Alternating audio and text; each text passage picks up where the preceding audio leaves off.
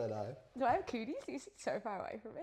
Oh, am I meant to sit close? You can sit close.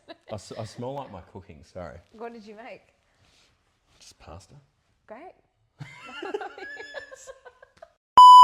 The most unserious people. No, well, We I should mean, take this it's seriously. fun. Welcome everyone back to the channel.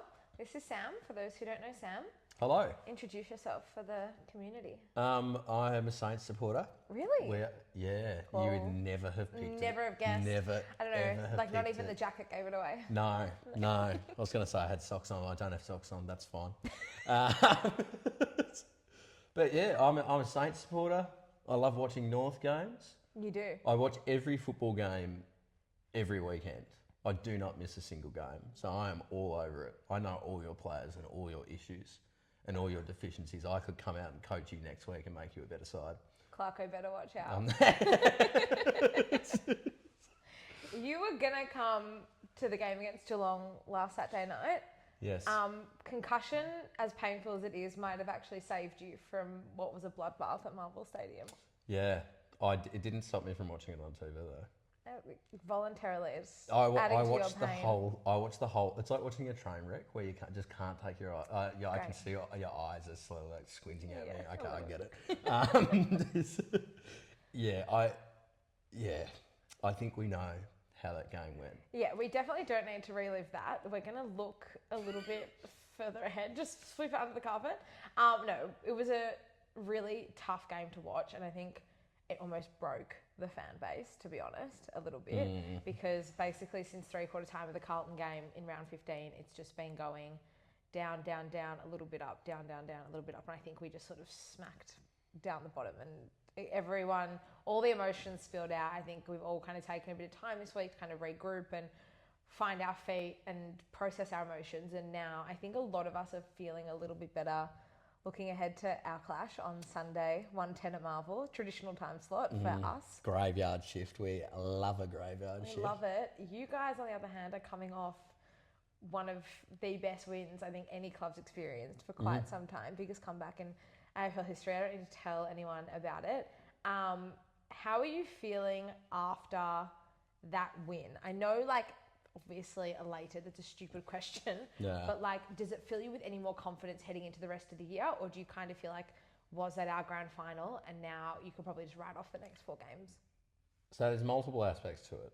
One is it's been like waking up on a cloud every single day.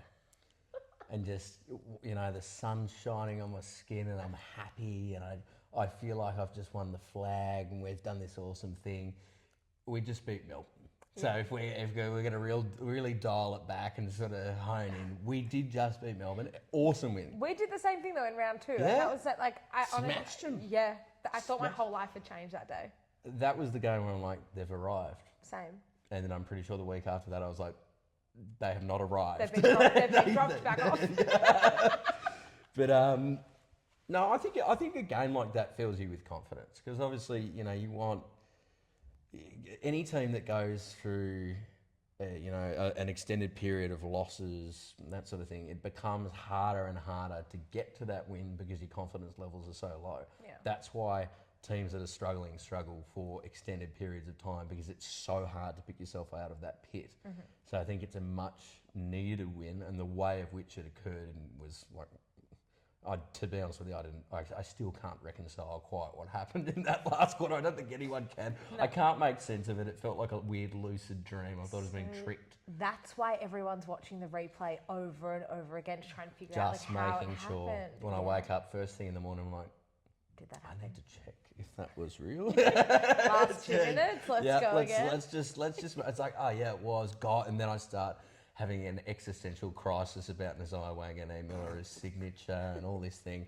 But it's like the old adage goes, a new week, new game, new issues arise, new barriers arise. Every team is different. As you have seen, any team can beat any team on any given day. We lost to West Coast. Yeah.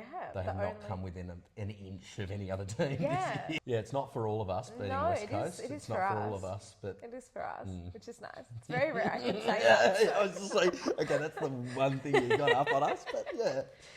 Speaking of Naz, he obviously, I mean, we all know he's such an incredible talent, and I think as the weeks go on, there's the noise about TDK in the background, sure, but I think everyone knows, and I think it's widely accepted that his signature still remains first and foremost the most important thing for St Kilda, and even more so after the game against the D's. What does your gut tell you he does at the end of the year? I mean, I would always be of the belief, why would you play in that sort of way if you've completely checked out? Because at the end of the day, these other clubs are going to have to facilitate a trade somehow. He's going to get his money. Those two things are facts, they're absolutes. But I think the synergy that he has between his teammates, the way he interviews, the excitement that he has for how the team performed, how he interacts with the fans, I think that bodes well. But you can't read into this stuff too much, can you? Because the reality is no one knows. Like, not even people, his friends at the club, know what he's doing. And I don't even think he's made a decision yet. I doubt it. He seems like the kind of person who would probably just put it on the back burner until the end of the season. And that's fine. If he can wait until the end of the season. No, I wouldn't expect anyone to make a rush decision because it's a tough decision. It's like, okay, well, go home and leave the club that I love and the people that I love, but I get to be with my family. Or the other thing is, it's like, well, stay with the people in the club that I love, but I'm going to be away from my family. So it's not, people think that this is an easy decision and it's about money. I don't really think he gives a shit about any of the money. No, I think it's just, he will make a decision that's good for him. And I hope he makes a decision that's good for him, wherever that may be. I'd be devastated if we lost him. But, at the end of the day, we have to remember he is a person. If that's where his heart is, it's where his heart is. What a diplomatic answer. No, it's true though. It's true though. Like, some people are like, oh, you're not going to boo him when I see him or whatever. Shut up. Like, people have lives. I wouldn't want to be away from my family, so I get it. I get it. That's true, actually. I always but think at the about same token, Stay. he is driving this bus. If we lose him, I don't want to sound like it's sort of doomsday protocol or whatever, but there's a good chance that will set us back a good number of years. Yeah, I get that as well. Like, when we lost Horn Francis after a year, look, I kind of felt, and it's hindsight's a great thing, and it's all well and good for me to say it now, I felt like he was always going to leave, like, pretty early on in the season. The body language, for me, just wasn't really there, and I know, he's so young, and how can you really say that? He ended up leaving, so it's fine. But it's not so much the player themselves. I think it's the hope and the promise that we hang on their shoulders, especially for clubs like North or clubs like St Kilda, where St Kilda, to be fair, have had a fair amount of luck bringing in some pretty big names and a lot of targets that they've gone after. For the most part, with the exception of LDU, they've been able to bring them in and secure them. But it's sorry. That's all right. It's my second drive-by of the day. Yeah, it's just like, Jesus, all right. You can keep him. I mean, you already have. Whatever. No, we'll go after some player that's contracted for 7 years and throw $2 million at them. We went after Zach Merritt. Really? Yeah. Oh, I think I did know that, actually. We've gone after everyone. Finn Callahan? I honestly think, I genuinely think we've gone after everyone. I don't think there's a name left in the AFL competition that we haven't looked at. If anyone's available and wants to go to St Kilda, please let Sam anyone, know. And anyone with a facilitate working body, they will get a contract. But I think it's the hope, I think, though. You attach to these players, like these players, they're so good, and I feel like they are, for us, we see the future in them and brighter future and what's going to pull us out, and sort of they're the light at the end of the tunnel. So I really hope he stays. I'm not just saying that. Like, I think for the competition and for a club like North, where St Kilda, there are potentially similar aspects to them, seeing him, keep faith in the Saints and where they're going, I think is a really good thing for the competition as a whole. And like what LDU did and like what most of our players have done over the last sort of 18 to 24 months, it would be a really good thing if he could just stay and you guys could build something with him. Well, I think it bodes well for any club, like even with LDU, like the fact that these players probably have, without trying to create this or make it a drive-by, a lot of these players, including at my club, have better options out there and more money on the table. But the fact that they choose to stay speaks to culture, which then in turn attracts other players. Yeah. So, it's it's this multifaceted thing where it works in more than just one way. It's more than just keeping a player. It speaks to the volumes of your club and the quality of your club. So, I don't know, there's something in that. There's something in that. I know, and I do hope that this weekend, I think for us anyway, it just kind of feels like we're all a bit flat. And I think a lot of the players probably feel like there's been a lot of pressure on their shoulders, and I think they've probably been feeling it. I don't think that we've probably performed to this point of the season as we had expected to. And we were talking just before we jumped on air, and you said I had North, the top half of the bottom 8, or the top half of the bottom 10, say. And I definitely did too, and probably penciled us in for probably 6 to 7 wins at this point of the season. It's not to be, but it doesn't mean there aren't some winnable games still for us. This is definitely one of them. I still think that whatever happened on the weekend was amazing, and no doubt it was just a really resilient and incredible team performance to be able to get yourself back into the game and then end up winning it. But I still back our ability to respond, because 9 times out of 10 when North are challenged really badly and we're beaten really badly, we do find a way to respond through our footy. And then secondly, as amazing as that win was, I still look at it and I still think that our best footy is good enough to take on the Saints' best footy. And I mean, the thing is as well, like as good as it was one quarter of good footy and the rest of it was hot garbage. Like the first, I don't know how much of that game you're watching, but the first 3 quarters, like it was borderline uncompetitive. Yeah, well, I mean, if you're nearly 8 goals down at 3/4 time, it speaks for itself, right? Well, yeah, exactly. I don't need to tell you this. No, thank you. I don't need to tell you this, but I mean, even we were speaking on our podcast about it. I would expect any team in a position that North was on the weekend, where it's like, for lack of better words, it's embarrassing. Yeah. It is embarrassing. Yeah. That's happened to a number of times to us this year. I would expect them to bounce back from a matter of, like, 1, pride, self-pride. Yeah. That's an important thing. Yeah. And 2, like, no one wants to roll out and have that happen to them. I know some people out there just think that players just hang up the boots and think, oh yeah, we're going to call it a day. No one does that intentionally. Sometimes it just happens. But as I said, it's a very hard rut to pull yourself out of when you are consistently having, underperformances and like bad losses and stuff, because it gets to you eventually. 100%. Look, I hope that there's a way we can, just look at the rest of the season and think, no, there's still enough for us to play for.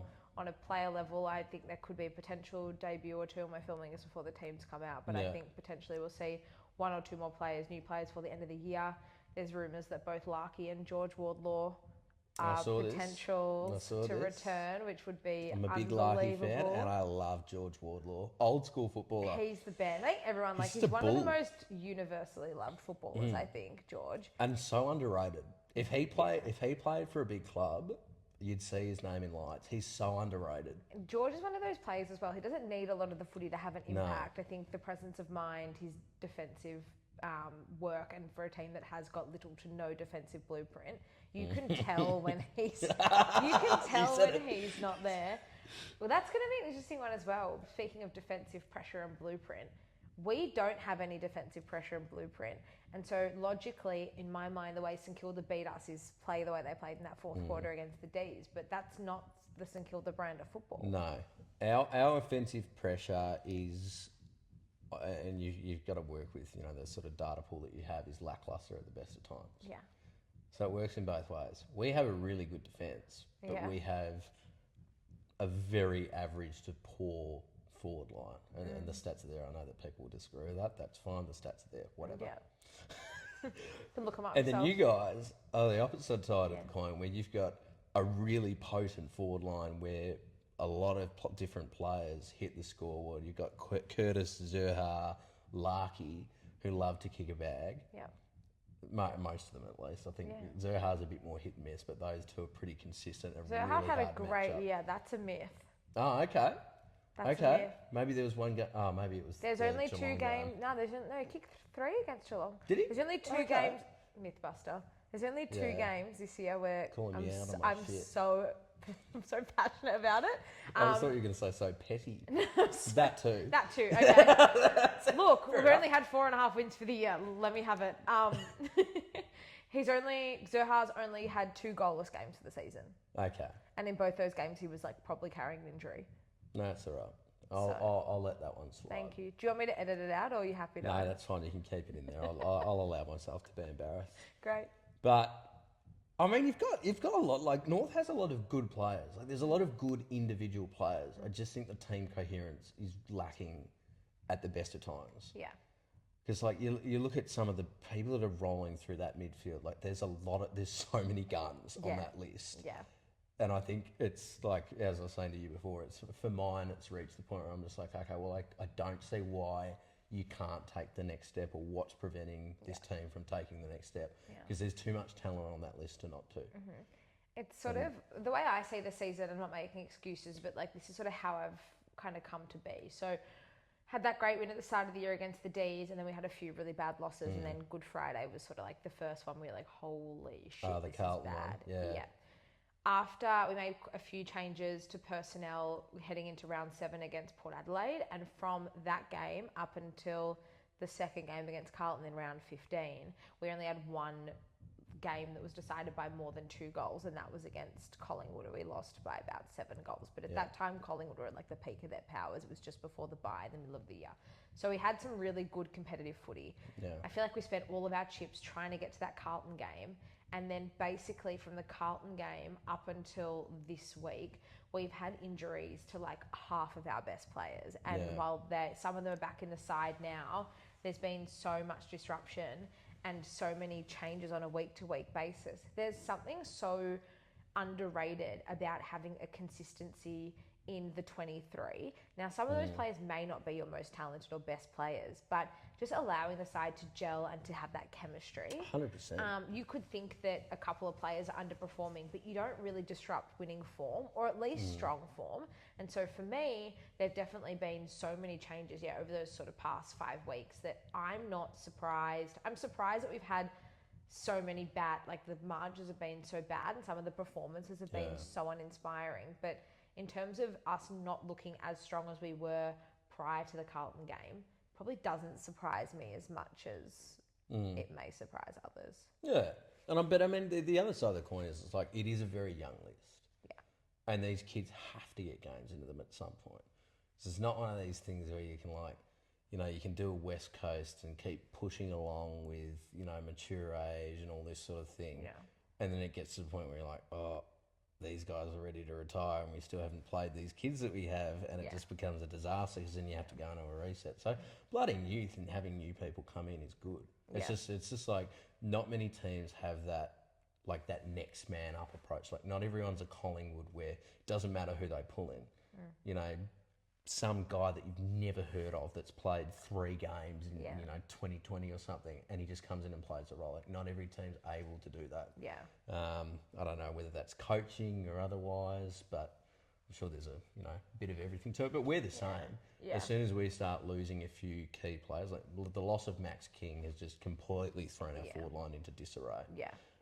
Which does it make sense? Yes, he's a focal point, but we don't have that next man up. We don't have someone to come in for him. We don't have a key forward that's been developed in that role, because the other 2 that might have played in that position hadn't even debuted until this year, and one of them's been on the list for 5 years. So it's tough. I think with what you're saying about like a Collingwood, Geelong are the same. I think their on-field identity is so crystal clear. I think it's definitely. I think that's what makes these sides so good, and it's definitely a culture thing as well. But Tim Kelly is a really good example. There's no surprise to me that he was a much better player at Geelong than he has been at West Coast, because the system around him was flourishing and it's so strong, and every man, the roles are so clearly defined. Everyone knows exactly what they're doing, where they need to be, what they're supposed to be doing, who they're playing on, what they're responsible for, so that anyone can really slot into that system and it works. Whereas for a team like North, who are still trying to figure out what their game plan is and where their strengths lie, same with St Kilda, it can take a little bit more time. But then that's, again, the beauty of having, Chris Scott's been in charge for a really, really long time. I know Craig McRae hasn't been at Collingwood for as long, but clearly his voice and his direction is strong enough. And again, clearly it works. Same with Brisbane. Like Fags has been there for a while now. So I think, there's definitely beauty in the consistency and longevity and sustainability. But the flip side of that is if you can't make some sort of significant improvement Yeah. within a reasonable window, I mean, you can't just keep accepting bottom two after bottom two after bottom two finish under the same coach, because then you're heading to no man's land at the same time. So I feel like timing is so important, but what that timing and what that right timing is, I don't know. 100%. 100%. I think it's also, like with you guys, I think it's a personnel thing as well. I don't know why they keep drafting midfielders. I'm sure you've heard this 1,000 Yeah, your guess times. is as good as mine. I have no idea. If you know, the AFL became a game where it was just midfielders that ran around, you'd be doing pretty well, I would imagine. Flaggers. But unfortunately, you do need key defenders. I love Toby Pink. He's a guy. Yeah. He's a guy. Charlie Cobman, he's also a guy. Yeah. There's a few others down there that are not quite good the guys. So I feel like that's the part that's missing, but also watching that game against Geelong on the weekend, it's like, well, there's a guy out the back constantly. There was a spare Geelong player out the back. So I'm like, I don't understand the defensive structure down there. Yeah. Maybe it's a coaching thing. Maybe they just don't know what they're doing. I mean, two things can be true at once. Yeah. Not to criticise anyone. No. No. Just another drive-by. No worries. I mean, that's when it comes to us, that's our forward line. Yeah. Our forward line is discombobulated. Yeah. There'll be a spare man out, outside the square, and then we'll have Jack Higgins with like 4 blokes hanging off him, and our mids will go, oh yeah, we'll kick it to Higo. Why not? We'll chip it up in the air as well and try and get him to take a grab over these blokes who are 6'3" or whatever. It's just not going to happen. No. So no, probably I don't know, won't. but when you're missing that key pillar that you really teams need that key pillar, and it has to be an A grader, like a bona fide A grader as your key forward and key defender. You can't get away with anything else. 100%. Unless you have that, it's so difficult to structure up without those focal points. Well, and I think we have those issues at opposite sides of the ground. Yeah, and that's going to make Sunday really interesting as well, because it's yin and yang. A part of me also feels like the midfield battle will probably determine a lot of how this game goes. I mean, your midfield's a lot better than ours is. But we don't have Tristan Cherry. And Rowan Marshall's hit some pretty nice form in recent weeks. This is true, but Rowan Marshall's more like an extra mid. His tap work, like he got... Despite the fact that he was very good in the last quarter, and that kick that he hit lace out to Naz, just perfect. Sorry, I kept going on about this shit. You got to milk it for all it's worth. Yeah, exactly. Let me leave, man. He's not him as a ruckman. His tap work is really poor. Yeah. His tap work to our midfielders, he'll get very few hit outs per game. Not many of them go to advantage. That's his downfall. Yeah. However, he is good at clearing the ball out of the centre, and he almost operates as an extra mid. So that one I wouldn't be too concerned about in terms of tap work. Yeah. But Tristan Cherry's basically the same, except his tap work is good. Yeah. He taps to advantage. Yeah. He's a really good tap ruckman. Yeah. And he's an extra mid. He doesn't move like a ruckman. Yeah. He's really good. He's a gun. He's really good. Yeah. So it's he's good really, for you really good. that he's not going to be there. But I mean, by the same token, if you're getting Larky and Wardlaw back, Wardlaw's a gun. Yeah. Sheasel's a gun. McKirch is a gun. Yeah. Larky's one of the toughest matchups in the AFL. Yeah. Like he pulls goals out of nowhere. Yeah. That guy. Yeah. Genuine, and so does Paul Curtis. Yeah. There's sometimes where I'm just like, don't know how he did it. Not mad about it. It's fun to watch. Just absolutely pull that out of his ass. Fun to watch, just not against you on the weekend. Oh, well, maybe it'll be a good contest. It's under the roof as well. So we both play at the NASCAR Stadium, which is perfect for both of us. Awesome. Love it. No wild weather to make 1:10 on a Sunday. It's perfect. It feels like home. Perfect it's nice time. to be home. How do you think this one's going to go? I would accept. So our confidence levels are high at the moment, obviously. Of course. I mean, Nazai was on Ross Lyon's shoulders. In case you haven't seen the footage, that's how high. No, it was, I've never seen anything like it. It was unreal. I've never seen anything like it. But your confidence levels obviously are going to be low. But I would be incredibly surprised if there wasn't an absolute bounce back this weekend, because there just can't be there can't be another outcome. No, I just can't see you coming out again and just, for lack of better words, just not showing up. I don't think that's going to happen. Yeah, so I feel like it will be a good contest. I hope it's not like last year's game, which was like watching paint dry. My God, there were about, 7 people in that stadium and the ball was just bouncing And between like the 3 arcs. of them left probably at half time. Yeah, it was so bad. And it ended up being, I think it was like 38 points or something. It was really grim. It was just, even when we win games like that, sometimes I'm just like, oh man, I wish I had like a fast forward button like Adam Sandler and that click. Or whatever it is. Fast forward this moment and move ahead. It was so bad. Let's go. I want a good contest. Like, I love a tight game. Yeah. Does it give me anxiety and make me want to drink a lot? Yes. But, does it make it more exciting? Also, yes. Yeah. But, so you take the good with the bad. yeah, exactly. Yeah. But I would expect a good contest. I think Sherry's a massive, massive out. Mm-hmm. But, like Larky and Wardlaw back there, they're really good players. So... I don't know. And I think you could get on top of our midfield fairly easily. Potentially. I mean, obviously, knowing what Naz did on the weekend, I mean, he's a forever threat. And I know you mentioned Jack Higgins before. We don't have any lockdown small defenders available. Every single one of them is injured. So we've been playing 4 tall defenders, and that's just been an issue in itself. Charlie Comben went forward for a couple of weeks. Don't think that'll happen again. I think he moved into defence, as you saw, late in the third quarter against Geelong, and had the most intercept possessions of any North player on the ground in a quarter. So... that's where our backline's at the moment, and Toby Pink is fighting hard, and I think that the backline is probably a victim of a midfield that's failing them at the moment. So I really hope that as a side we can sort of just tighten up and look at this game and think, this is a winnable game, and I hope that we just... I think before the weekend, I would have looked at this contest and thought, our football's better than St Kilda's best, and I feel really confident going into it. I hope they look at the game against the D's that you guys had on the weekend and thought, we got to put a lot of work into them, and we've got to do absolutely everything we can to match them. But this is the thing about football this year as well. If you're 1 inch off, you're basically a mile off, and you will lose. Yeah. Everyone came into this season saying Richmond would not win a game. They've beaten Gold Coast, Carlton. They're not terrible sides. They're mid-table. Well, Carlton's mid-table. Gold Coast is a good side. Yeah. They've been competitive in every single game. So you can win any game. There's no such thing as an unwinnable game, in my opinion. Like, anytime, anywhere, anyone can win a football game. Yeah, I love that attitude. It's mindset and application. That's what it is at the end of the day. I love it. And if you perform with high pressure, teams break under high pressure. So anything can happen.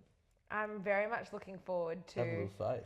Yeah, I mean, I'm very much looking forward to Sunday. I am so nervous. I'm not going to lie. I'm so bloody nervous because before that West Coast game, I was like, this is the banana peel game. I made a video about it 48 hours before. I'm like, I just have a feeling this is a banana peel game. We're going to lose by 4 goals. So you jinxed it. We lost by 4 goals. And I don't know if it was my fault, but I got blamed for it. I got absolutely blamed for it. Everyone's looking for a scapegoat, and that was you after that West Coast loss. I was the scapegoat, even though the team was very bad. It's my fault. So, I am also... I mean, I'm nervous about every game. Yeah, welcome to my world. Every game's also losable. Yeah. Also, remember how I said every game's winnable? There's the other side of it. Let's not talk about that. Yeah. But that part we don't talk about. No, every game's winnable. Yeah, every game's winnable. This is going to be an epic contest. I'm very much looking forward to it. I will see you, I'm sure, at Marvel on Sunday. Oh, yeah. May the best team win, and hopefully it's North. Yeah, hopefully it's St Kilda, but I am a bit nervous about this game. How many people do we reckon are going to turn up? I feel like both sides will see this as winnable. So I actually wouldn't be surprised if there's like 28,000. I feel like 1 o'clock is a better time than 3. I hate 3:20 Sunday. Yeah. Getting home at like 6:30 on a Sunday is just not fun. I don't mind a 1:10. It's 1:10's comfortable. Good. I think, like I said, I think you guys Sun's will be feeling comfortable and confident after the win. We'll be looking at this and thinking, maybe we'll win it. Every game's winnable. Exactly. Yeah. Unless you play Jeremy Cameron. Low hanging fruit. We're done. We're done. That's it.